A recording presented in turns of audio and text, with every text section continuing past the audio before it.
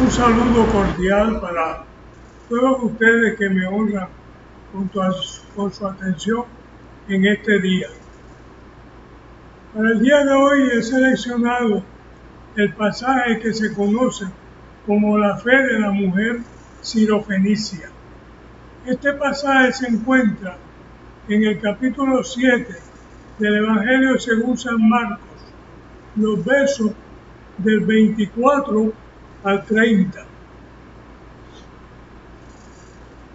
Comienzo leyendo el verso 24.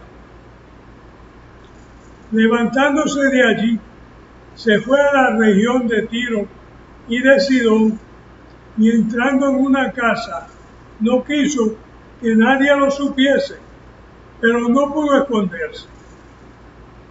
Jesús se encontraba en una región que no era parte de la nación judía.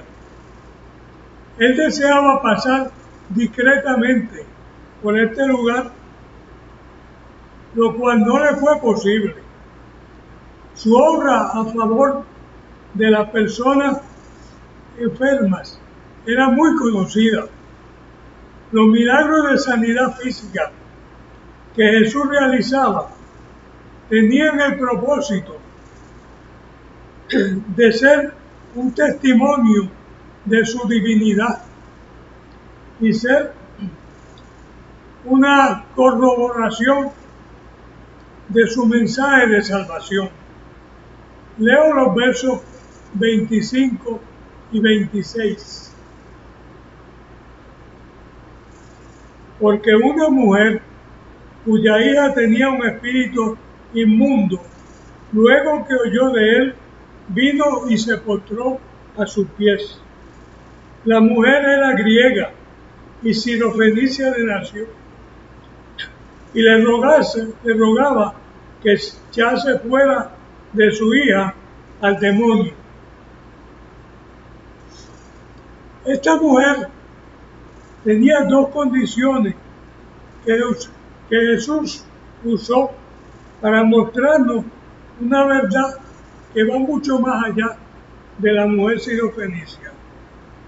En primer lugar, tenía una gran necesidad. Su hija estaba seriamente enferma.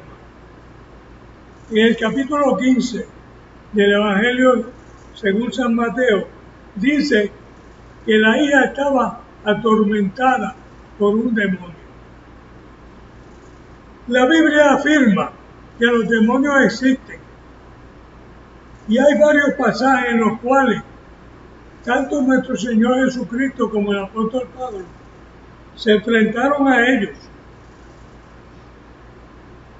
En segundo lugar, esta mujer era una extranjera. No pertenecía ni a la nación de Israel ni a la religión judía. Le rogó a Jesús y en esta forma demostró su reconocimiento de la naturaleza divina de Jesús. En Mateo 15, verso 23, dice que de primer momento Jesús la ignoró. Luego, cuando ella insistía, los discípulos le sugirieron que la despidiera sin atenderla. Jesús no aceptó la sugerencia de los discípulos y la atendió. Paso a leer el verso 27.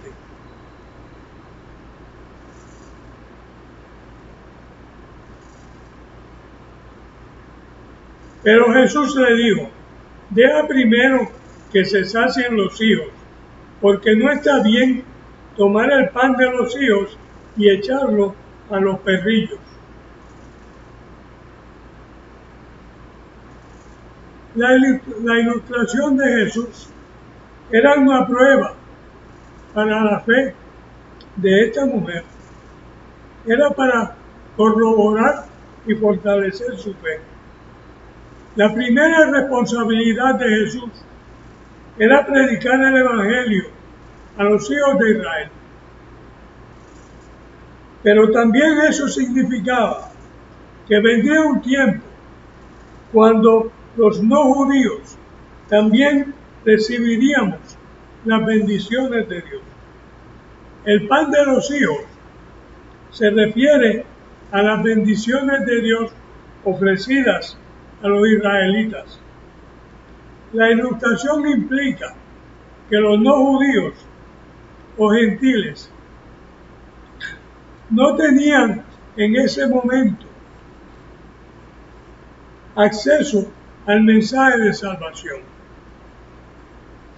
por medio de la fe en Jesús. Pero llegaría el día en que la tendríamos.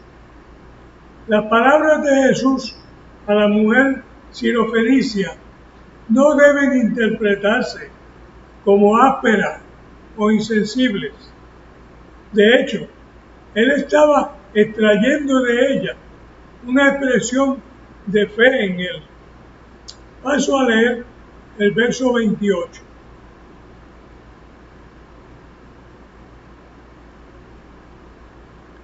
Respondiendo a ella, le dijo: sí, Señor, pero aún los perrillos debajo de la mesa comen de las migajas de los hijos. La hermosa contestación de esta mujer dio a nuestro Señor Jesucristo denota una actitud de humildad, una actitud de humillación y de adoración. Ella se reconocía como pecadora y por lo tanto no merecedora de las bendiciones de Dios. Cuando los seres humanos nos dirigimos a Dios, debemos hacerlo en una actitud caracterizada por la más completa ausencia de arrogancia, reconociendo la grandeza y la autoridad de Dios.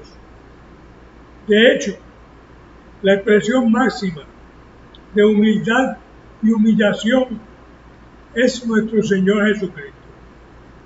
En el libro de Filipenses, capítulo 2, y los versos del 5 al 8, dice: la actitud de ustedes debe ser como la de Cristo Jesús, quien siendo por naturaleza Dios, no consideró el ser igual a Dios como algo a que aferrarse. Por el contrario, se rebajó voluntariamente, tomando la naturaleza de siervo y haciéndose semejante a los seres humanos.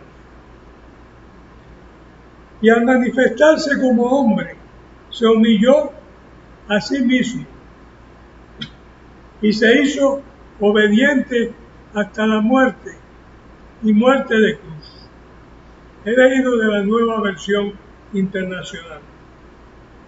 Cristo es nuestro ejemplo en cuanto a la actitud que debemos tener en nuestra relación con otras personas también. Él nos llama a tratar y servir a las personas con respeto y sin tratar de imponernos para sacar provecho y ventaja personal de nuestra relación con otras personas. Cristo pudo haber retenido su posición igual a la del Padre Celestial, pero en vez de eso, eligió despojarse de poderes, derechos y privilegios para ofrecer su vida en servicio a los que vivieron en su tiempo y el sacrificio a favor de todos los que le hemos recibido y le van a recibir como su Señor y Salvador. Leo los versos 29 y 30. Entonces le dijo: por esta palabra, ve, el demonio ha salido de tu hija. Y cuando llegó ella a su casa, halló que el demonio había salido y a la hija acostada en la cama. La respuesta de esta mujer estuvo caracterizada por una absoluta ausencia de orgullo y confianza en sí misma. Y Jesús recompensó esta prueba de fe y de confianza en Él, concediendo su petición. En el libro de Efesios, capítulo 2, y los versos del 8 al 9, dice: por la bondad de Dios han recibido ustedes la salvación por medio de la fe. Esto no es algo que ustedes hayan conseguido, sino que es un regalo de Dios. No es el resultado de sus propias acciones, de modo que nadie puede enorgullecerse o jactarse de nada.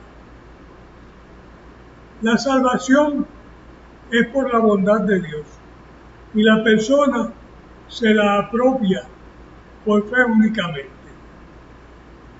Aunque solo la fe le permite al creyente reconocer a Jesucristo como su Salvador, no puede considerarse como si fuese una gestión que la persona por su propia iniciativa y acción llevan a cabo.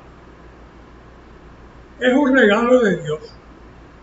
Tiene fe aquel a quien Dios, por medio del Espíritu Santo, se la da. La fe implica la aceptación y la confianza en Cristo, en quien Él es, en su obra y en sus promesas.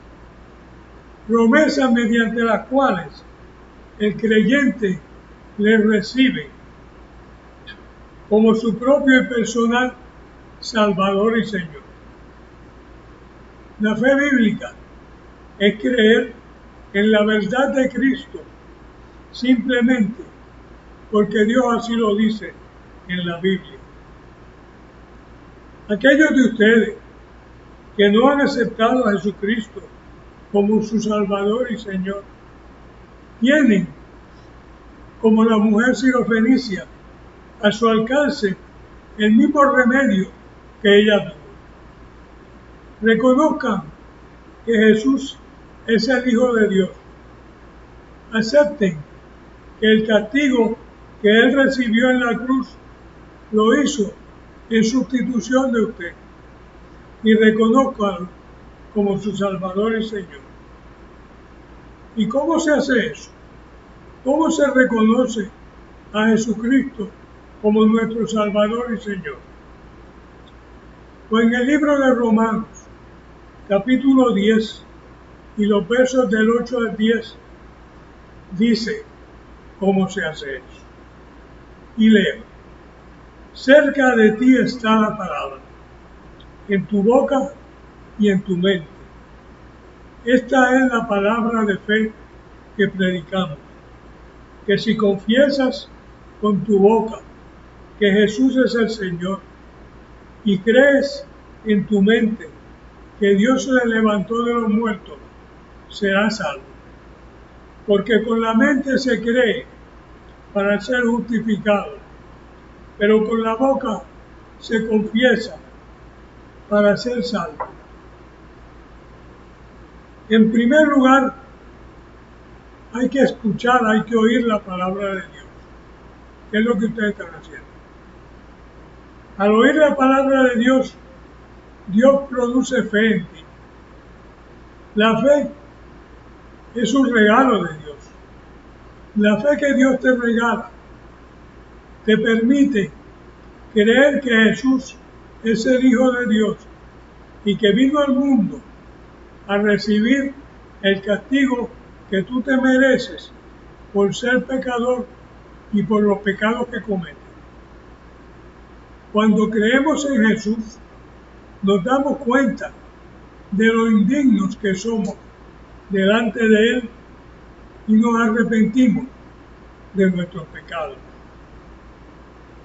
En segundo lugar, debemos aceptar y creer que Jesús es el Señor y que su sacrificio y su resurrección fueron hechos en sustitución tuya y mía de nosotros y para nuestro beneficio. Pídele a Jesús que su sacrificio y su resurrección te sean aplicados a ti y así recíbele como tu Salvador y Señor. En tercer lugar, debes dar testimonio público de haber recibido a Jesús como tu Salvador y Señor. El bautismo es un testimonio público de tu fe en Jesús. Visita una iglesia cristiana evangélica, comunícale tu decisión por Cristo y solicita ser bautizado. La Iglesia de Jesucristo en Mayagüez Terras está localizada en la calle Medina frente al Parque Atlético de la urbanización Mayagüez Terras en Mayagüez, Puerto Rico. Nos reunimos los domingos a las 4 de la tarde y los miércoles a las 4 de la tarde. Le solicito que se suscriban a este canal, leer, explicar y aplicar pasajes bíblicos y que le comuniquen a sus amistades sobre este canal para que ellos también tengan la oportunidad de venir y escucharlo.